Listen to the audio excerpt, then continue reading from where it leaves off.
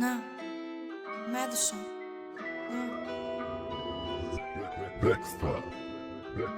Φίλοι και φιλίες που πάνε όλα αυτά, νομίζω καταλήγουν σε ευθείες. Δεν ξέρω ποιους έχω δίπλα μου και ποιους κοντά μου με αυτά. Για σας είναι αηδίες, για σας είναι αηδίες. Έκρυψα πολλά από φίλους, ίσως και άδικα. Μα δεν το ήθελε η ψυχή, νομίζω πως ακούς. Απλά περνάει κάθε μέρα και επιφανειακά βλέπουν την Αθηνά που σε κομμάτια βγάζω. Το μέσα μου ποτέ δεν μπόρεσα να σου εκφράσω. Δεν βρήκα ακόμη το κατάλληλο άνθρωπο να του δείξω όσα είμαι. Ίσως να μην το βρω ποτέ καλά, δεν ξέρω καν ποια είμαι, δεν ξέρω καν ποια είμαι.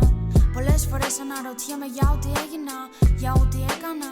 Μετά από κάθε καρφί στο παρελθόν. Και αυτές εδώ οι σκέψεις τι να έγιναν μαζί με το κορίτσι που θυμάμαι και το έλεγα χαζό.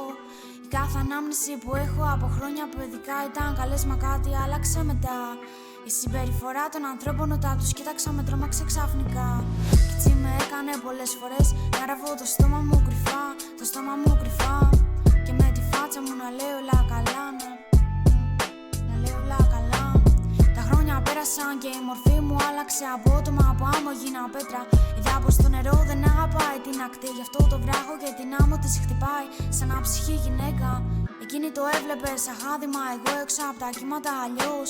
Διαφορετική γωνία προφανώς, μα ποιος είναι ο χαζός και ποιος ο σοφός. Κι όλο αυτό που καταλήγει, πως το χάδι γίνεται χτύπημα σαν παιχνίδι. Γιατί μονίμως χάνω τη ζωή στο δάχτυλίδι.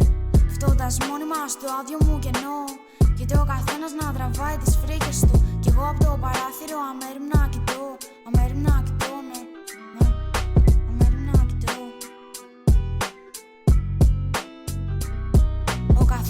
Χαραμίζει τη ζωή του ανάλογα με το τι θέλει, και από αυτά μπορεί να φτάσει.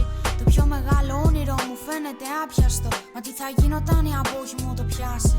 Τι θα γίνονταν στις 9 πάλι βραδιάσει και περιμένεις από μια ιδέα να πιαστείς, νιώθοντας πως έχασες κάτι που κάποτε βγήκες νικητής.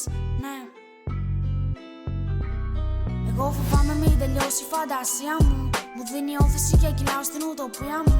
Φτάνω εκεί που θέλω σε λίγα λεπτά, ακόμα κι αν αυτό μετά χάνει τη μαγιά του. Τώρα κοίτα ξανά και βρες το πίσω και το μπρος σε μια σελίδα μου. Ενώ εγώ θα σιγοτραγουδάω κάθε στίχο μου, με κάθε στίχο μου. Αφού με λόγια δεν μπορώ να σου εξηγήσω τι με έφερε στην παγίδα μου. Εσύ ο τέλος, εσύ ο τέλος μιας ζωής για πάντα άδικης.